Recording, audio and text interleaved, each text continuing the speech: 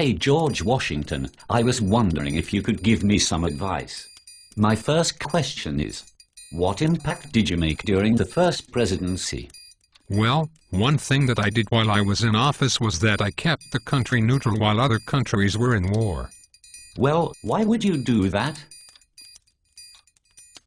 Because then if we chose sides, everybody would have different opinions and America would split apart.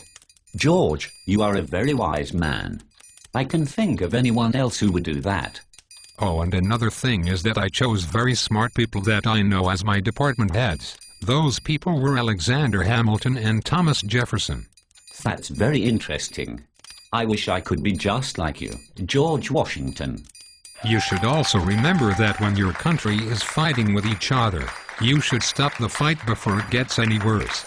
That's what I did when I stopped the Whiskey Rebellion. I don't think people would want to be tarred and feathered. Yeah, I wouldn't want to be. Another thing, I heard that Thomas Jefferson and Alexander Hamilton was arguing about their differences. How did you solve that problem? Well, I basically just looked at what was necessary for the country and the other stuff I just left alone.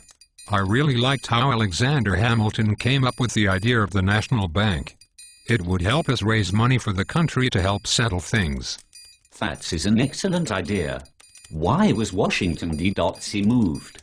Well, the North and South were fighting about the war debt. So we had to get the South to agree that if we moved the capital more towards them, they would help pay off the war debt.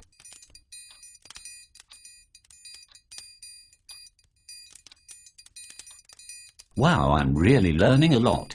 Thank you so much, George Washington. I'm going to apply your advice to my presidency. I hope I can be a great president.